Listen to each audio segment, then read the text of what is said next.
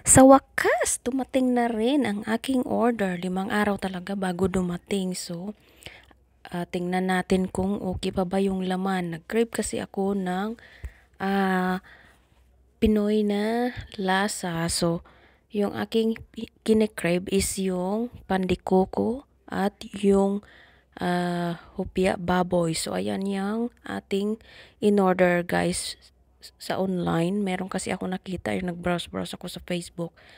Ayan, yun ang ating nakita. So, nag-order ako. Buti na lang hindi naman napanis kasi super init na ngayon guys. Pa-summer na rin kasi. Pero, pagdating ng ating in-order is masarap talaga siya. Na talaga, natanggal talaga yung aking cravings. So, binuksan ko at tinikman. Ang sarap niya guys.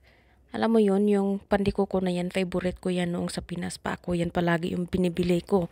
Tapos yung naman, hopia na baboy, pinaglihian ko yan dati yan guys sa aking panganay. Hindi ako makakatulog nang hindi ako nakakain ng hopia baboy na yan. Tapos may partner pa yan na coke. Tuwing gabi talaga yan guys. Ewan ko, hindi talaga ako makakatulog. So, pinaglihian ko talaga yan ng bonggang bongga. So, ngayon, nag-crave tayo. So, may nakita din tayo sa online. Marami naman kasi sa online guys, sa may pera lang. So, at dahil nakasahod tayo, nakabili din tayo ng cravings natin. Paminsan-minsan lang naman yan. Hindi naman yung sobra guys. Tapos ako, hindi naman ako masyado mahilig sa mga matatamis na pagkain. So, pag nag-crave ako, kain ako isa or dalawa, okay na yan.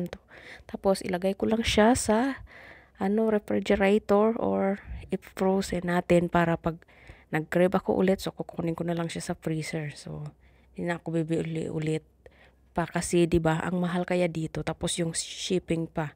Sa shipping pa lang nako, ubos na tayo. So, ganyan lang ginagawa ko guys pag nag-craves ako. So, ako lang naman yung isa kakain. So, ang tagal na yan maubos sa akin. Kasi isa or dalawa okay naman na ako. So, ayan yung ating haul for today's video. So, yung anak ko nga pala, din, sabi niya picture daw kami. Sabi ko gusto mo kumain, sabi niya no. So, tinake over na niya yung aking cellphone. So, ako inayos ko lang yung mga lalagyan ko ng tinapay, lagay natin sa freezer.